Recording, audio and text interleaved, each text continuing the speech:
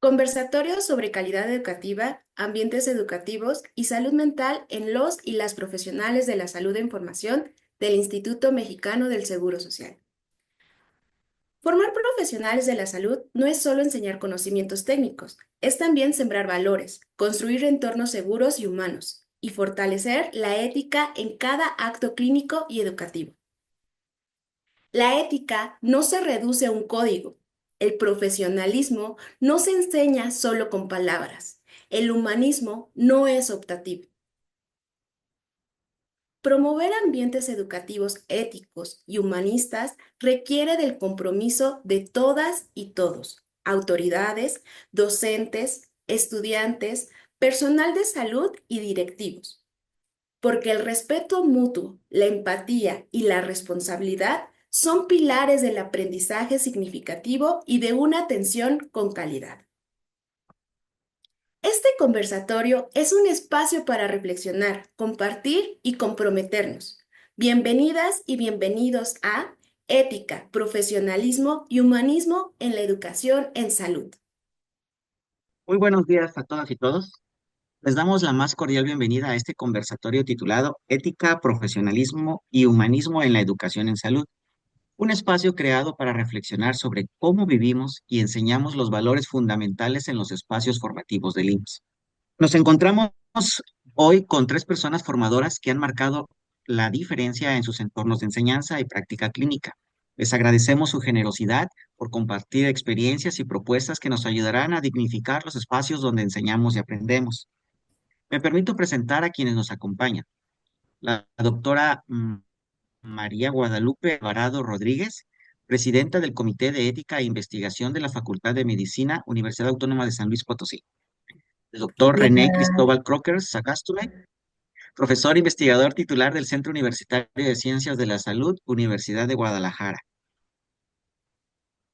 La doctora Raquel Alfaro Pong, coordinadora clínica de educación en la Unidad de Medicina Familiar número 23 con UMA. Les recordamos que este conversatorio busca fortalecer la formación con una mirada ética, crítica y sensible. Y también es importante decirlo, así como se promueve el respeto hacia las y los estudiantes, también el personal en formación debe aprender a respetar las reglas, acuerdos y valores institucionales. No hacerlo puede tener consecuencias éticas, administrativas y hasta penales. Por ejemplo, faltar el respeto a un profesor o a un derechohabiente puede derivar a una amonestación formal en procedimientos de responsabilidad administrativa y, en casos graves, incluso en denuncias penales por violencia o negligencia, aprender a actuar con responsabilidad es parte esencial de ser profesional de la salud. Vamos a iniciar con la primera ronda de preguntas. Y pues muchas gracias. Ahora pasaremos con preguntas claves, que nos van a permitir conocer sobre la dimensión ética en la labor educativa. Sabemos que la formación de profesionales de la salud pública implica decisiones complejas y desafiantes. Por ello me gustaría preguntar, doctora María Guadalupe Alvarado Rodríguez, ¿cuál ha sido uno de los ¿cuál ha sido uno de los principales retos éticos que ha enfrentado en su función como formadora y cómo lo resolvió? bueno, eh, por años me ha preocupado la condición de maltrato a los estudiantes a todos los niveles. Obviamente eso es diferente del acoso laboral. Yo les doy el seminario de bioética a nivel de posgrado, a nivel de pregrado doy la clase de regulación ética y legal en la práctica médica, o sea, a nivel de licenciatura. Por ahí estoy en dos comités hospitalarios de bioética y uno de comité de ética e investigación. Entonces, estoy inmersa en el mundo de la ética y cuando uno te dicen los mismos residentes, te das cuenta que hay maltrato hacia ellos, hacia los estudiantes. Incluso, pues en la literatura dice que a veces hasta los alumnos dicen que está bien ese maltrato, que la letra con sangre entra. Pues yo creo que es muy importante tomar en cuenta todo eso. Pues también, obviamente, en el seminario de bioética con los residentes vemos los derechos de los profesionales de la salud y las obligaciones.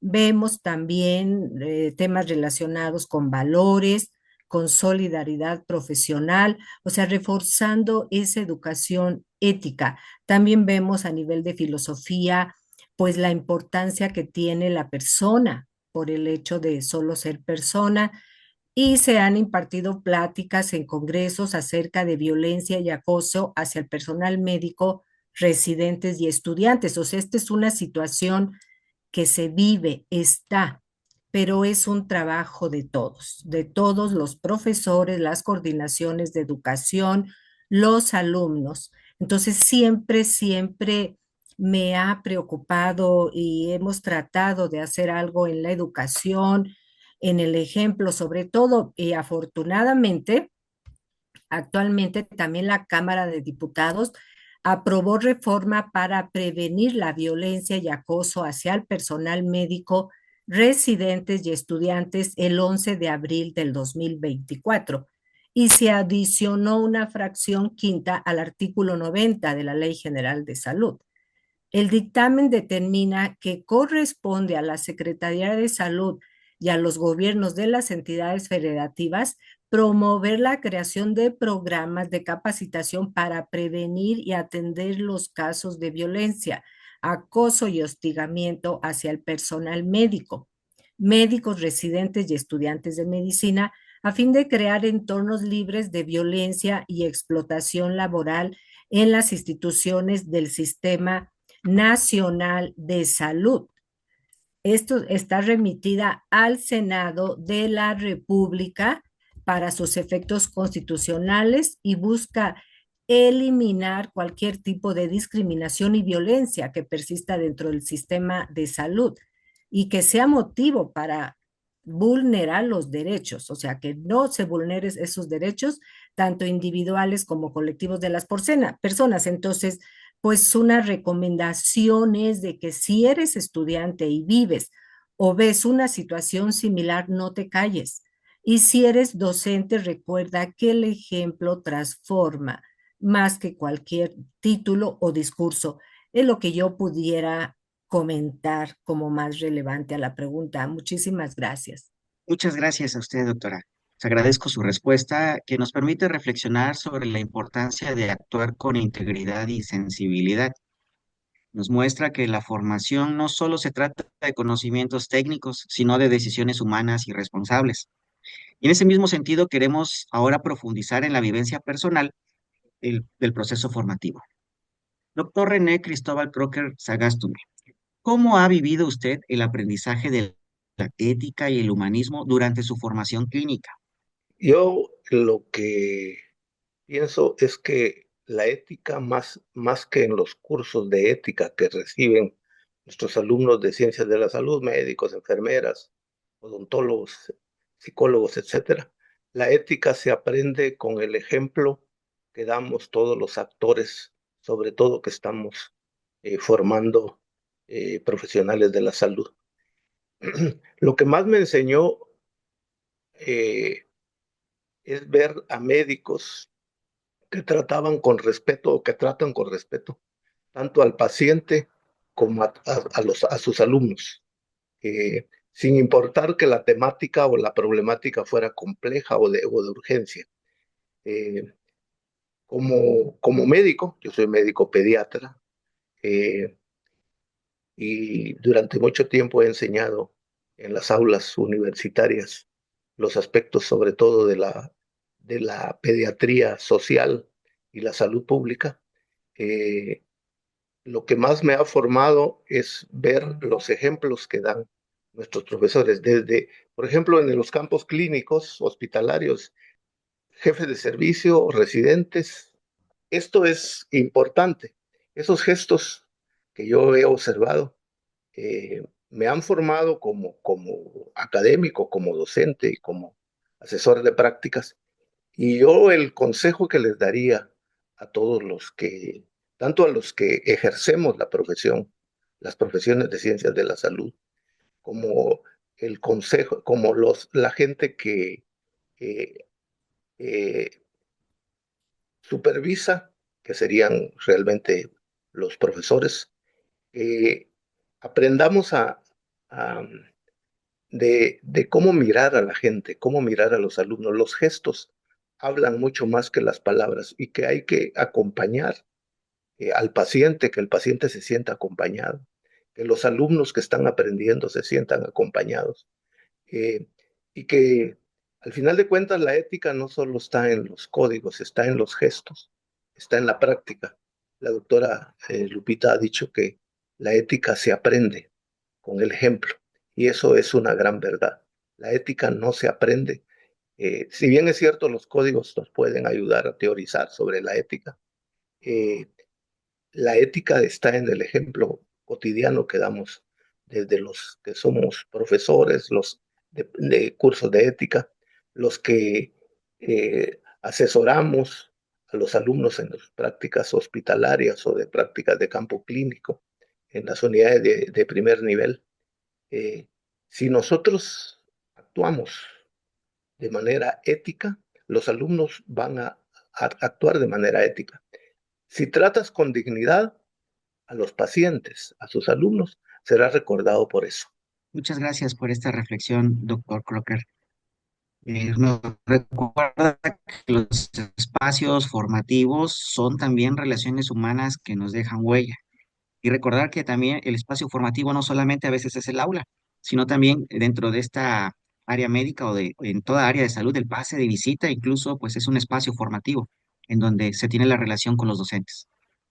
Bueno, pues vamos a pasar con la doctora Raquel Alfaro Pon. Desde su experiencia como profesora, ¿qué conductas considera esenciales para modelar el... Sí, muchas gracias, doctor Paul. Pues retomando lo que dijo la doctora Alvarado y el doctor René, algo importante, el ejemplo. Yo creo que para ser un buen profesional hay que poner el ejemplo, definitivamente. Y algo importante es que como profesionales tenemos que cumplir, ¿verdad?, lo que nosotros decimos. Es decir, como docentes, si te dispones, si te prometes a enseñar, tienes que enseñar. Si en atender a un paciente tú te comprometes, hay que cumplirle al paciente, ¿verdad? Yo considero que definitivamente la puntualidad, el respeto en la comunicación, en cómo te diriges con tus compañeros, cómo te diriges con los pacientes, en cómo te diriges con tus profesores, ¿verdad? Esto te va a abrir a ti como estudiante, ¿verdad? Un panorama amplio, habiendo confianza, habiendo respeto, ¿verdad? Y esto genera un ambiente académico saludable. Igual, una supervisión responsable de parte de todos como personal es algo muy elemental. En lo particular, a mí me gusta mucho enseñar y siempre procuro, ¿verdad?, contagiar a mis alumnos para que ellos enseñen. Si tú contagias esa parte de la enseñanza, definitivamente vas a lograr el objetivo, que es una enseñanza significativa y ese mismo estudiante va a replicar lo que tú enseñas. ¿Qué le diría a las y los estudiantes el día de hoy?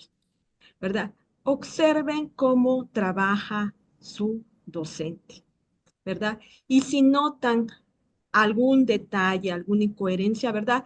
No repitamos a veces esas acciones. Siempre como alumnos procuremos ser mejores cada día, ¿verdad? Siempre tenemos que ver esa parte de que el alumno tiene que superar al docente. Muchas gracias. Sin duda, modelar es enseñar y todo lo que no se dice también educa. Pasamos ahora a una segunda ronda de preguntas que nos permitirá conocer buenas prácticas y estrategias para promover ambientes formativos, éticos y con sentido humano. Escuchar cómo se resuelven casos concretos nos puede inspirar para actuar con valentía y responsabilidad. Doctora Raquel Alfaro Pong, ¿podría compartir un caso donde se haya promovido activamente el respeto a los derechos humanos del personal en formación? Claro que sí, doctor Paul. Fíjese que esto, hablar sobre el respeto a los derechos humanos es importante y es algo que nosotros como profesionales y como docentes tenemos que implementar de manera cotidiana. Una ocasión, un residente, ¿verdad?, se acercó con nosotros para comentarnos y expresarnos que se le pedía realizar sus acciones, actuar sin alguna supervisión. Cuando él nos comentó esta parte, nosotros, la verdad, priorizamos nos reunimos con el equipo de salud y con el cuerpo docente, ¿verdad? Para establecer un protocolo, ¿verdad? Que permitiera garantizar supervisiones mínimas y constantes ante este tipo de situaciones. Y bueno, a partir de ese momento nosotros, ¿verdad? Decidimos formar parte de que esta actividad se hiciera de manera semanal, tratando siempre de discutir algunos dilemas éticos que se pudieran generar en la práctica clínica diaria. Definitivamente, y estoy de acuerdo en que el respeto, ¿verdad? Se construye de manera diaria y constante. Otra valiosa práctica, dar seguimiento estructurado fortalece tanto la seguridad formativa como la calidad clínica. Doctora María Guadalupe Alvarado Rodríguez, ¿qué estrategias ha implementado para fomentar el humanismo y el respeto desde la coordinación educativa? Fíjate que también una cosa donde nos ha generado enseñanza, tanto a los alumnos, a los investigadores, como al Comité de Ética e Investigación, es en las acciones que llevamos a cabo al revisar los protocolos de investigación, porque pues en el seno del comité uno analiza el protocolo y no siempre son protocolos ya completos para autorizar y llevarse a cabo. Entonces uno da las recomendaciones, pero veíamos sobre todo los muchachos, los estudiantes, los residentes, que como tienen una serie de actividades, pues se les pasaba las semanas, a veces hasta los meses, y se tardaban en enviarnos las observaciones para que avanzara la revisión de ese proyecto, de ese protocolo. Y pues dábamos nosotros las recomendaciones, pues las damos, de hecho, en base a los criterios, pues éticos, jurídicos y en los científicos, pues sí, nos documentábamos, pero como que veíamos que había buena brecha en lo que debe de tener reunir el protocolo para llevarse a cabo y lo que tenía el protocolo. Entonces de ahí instauramos el Comité de Ética e Investigación, que en lugar nada más de darle la hoja con las recomendaciones, con las observaciones, para que el protocolo estuviera más completo y reunir los requisitos para ya dictaminarse como aceptado, ¿qué crees que mejor les decimos que aquí están las observaciones, las recomendaciones, nos firman de recibido, se las llevan para que las analicen, pero lo citamos el día que mutuamente tengamos tiempo, les decimos al estudiante, al pasante, les decimos, vente con 2 horas disponible, tráete tu computadora, tráete tu protocolo y aquí vamos a ver punto por punto. Entonces, conforme a las observaciones que les hicimos, nos sentamos. O sea, eso lo estamos haciendo como estrategia educativa. ¿Por qué? Porque así el alumno ya avanza más y sobre todo aprende más. Y ya cuando finalmente, te voy a decir, pero no llevamos ningún protocolo rechazado, ninguno rechazado. Entonces nos sentamos, incluso cuando hay conflicto de intereses, que ya a veces, déjenme decirlo así, lo les quieren agandallar la investigación, pues les decimos, mira, este protocolo, tú como estudiante que te vas a titular, debes de ser el investigador principal y nos vamos a dirigir a ti, ¿verdad? Así, etcétera.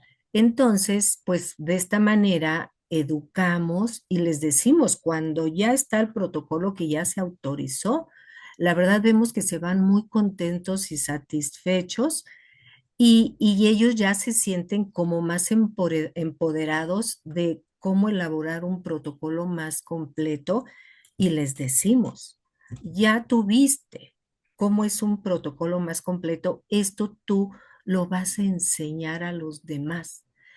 Y en tus mismos investigaciones ya sabes cómo, porque un protocolo aceptado y dictaminado, ya reuniendo los requisitos éticos, jurídicos y científicos, les decimos a los residentes y a los pasantes y a los investigadores, cuando ustedes presenten en un congreso o en su disertación de su examen profesional o para publicar, mucho menos cuestiones les van a poner en duda o a completar, porque ya desde aquí va completo. Entonces, pues en resumen, sí, estamos dedicando más tiempo, sí, pero lo importante es educar, que ellos vean sus derechos y que vean sus obligaciones, fomentar una investigación más ética, de mayor impacto, que ese es el objetivo del Comité de Ética e Investigación. Fomentar, apoyar, difundir, apuntalar lo que es la investigación. Entonces, eso te lo puedo decir como experiencia de fomentar los valores, responsabilidad de los muchachos, de los investigadores. Gracias. Muchas gracias, doctora Alvarado. Qué potente herramienta. Acompañar la formación es también acompañar procesos emocionales y pues dedicar el tiempo a cada uno de ellos, pues es parte de la educación y que pues ellos aprendan mediante la misma formación esos actos éticos. Doctor René Cristóbal Crocker Sagastume, ¿qué espacios o apoyos considera necesarios para fortalecer la formación ética en el día a día? La ética se aprende en todos los espacios donde se aprende y se enseña. Es decir, en el aula, donde se aprende la teoría, en la práctica docente que ejercemos todos los que somos formadores. Si no tenemos códigos éticos de respeto a los alumnos, si no somos disciplinados, los alumnos no van a aprender códigos de responsabilidad. Si no respetamos a los pacientes independientemente de su género, eh, su etnia, eh, su nivel social, eh, los alumnos no lo van a respetar. Entonces, al final de cuentas, se da en todos los espacios. Algunos de nosotros somos profesores de posgrados y damos cursos de ética en doctorados y maestrías. Y una de las formas que lo hacemos es presentar casos problema. Y un elemento de discusión de los casos problema de salud es los códigos éticos y la responsabilidad social que todos debemos de tener con, con los investigados, con los pacientes y con los colegas, porque muy frecuentemente si nosotros no respetamos al colega, si hablamos mal de los colegas, los maestros, los médicos, no lo hacemos de manera correcta y de manera frontal, estamos faltando los códigos éticos. Entonces, una manera es que seamos eh, tutores accesibles, supervisores empáticos y como se ha señalado, en la discusión de los proyectos de investigación, en la discusión de casos clínicos, eh, el aspecto ético debe ser un código esencial y no solo un aspecto formal. En ese sentido, un elemento para aprender la ética es la comunicación eh, respetuosa con pacientes, con alumnos, con colegas, y eso es muy importante. Hay que escuchar porque al final de cuentas muchas de las violaciones éticas es porque no escuchamos, no dialogamos con la gente. Eh, y por otro lado, se necesitan espacios de retroalimentación, ¿sí? No solo para evaluar los aspectos de conocimientos, de prácticas, sino también retroalimentación en los aspectos de actitudes y valores en los procesos educativos. Muchas gracias, doctor Crocker. Pues crear espacios de escucha también es ejercer el cuidado ético. Bien, para cerrar, les pedimos a nuestras y nuestros panelistas que compartan una idea clave que quieran dejar en quienes hoy nos escuchan. Yo diría que formar en salud es también aprender a ser compasivos y no solo valorar las competencias y las habilidades laborales, sino ser respetuosos y escuchar a las personas que están en relación con nosotros. Pues claro que sí, yo diría que el humanismo es una parte muy importante como profesionales de la salud. Definitivamente hablar de humanismo habla de dignidad, del valor de la persona. El humanismo, ¿verdad? Se demuestra desde los pequeños gestos que tenemos, desde en cómo hablamos, cómo nos dirigimos, cómo procuramos y cómo cuidamos, ¿verdad? A cada uno de nuestros pacientes y también en el ámbito de la educación, ¿verdad? Cómo enseñamos. Muchísimas gracias. Doctora Alvarado, Pues yo diría que el ejemplo arrastra, que por más discursos que digamos en clase, en una orientación, con el paciente allí al lado de su cama, por más títulos que tengamos, el ejemplo arrastra. O sea, lo que uno hace, la congruencia con lo que uno dice, es fundamental desde el punto de vista de la enseñanza. Esa integridad, o sea, que sea íntegro el profesor, el médico, el coordinador, el director, porque es lo que el alumno ve y aprende. No generemos contradicciones. Si queremos que nuestros muchachos sean responsables, fomenten el derecho a la protección de la salud en los pacientes, necesitamos un profesionalismo en todos. Y la manera que más se puede lograr es con el ejemplo, ya sea en las investigaciones, en las clases, en la clínica. Debemos tener esa integridad y esa congruencia. Si recuerda, tu vocación se ve en lo que haces, incluso cuando nadie te está mirando, y ese nadie, o sea, alguien sí te está mirando y eres tú mismo. Y contigo mismo es el compromiso principal. Y eso te va a llevar a ser un grande profesionista. Muchas gracias, es lo que puedo comentar. hoy agradecemos profundamente sus intervenciones tan reales como necesarias. Sigamos formando con responsabilidad y empatía y visión de justicia. Muchas gracias a todas y todos por su presencia y compromiso. Gracias. Hasta Gracias. luego, un Gracias. abrazo, Luego, gracias. felicidades por estar.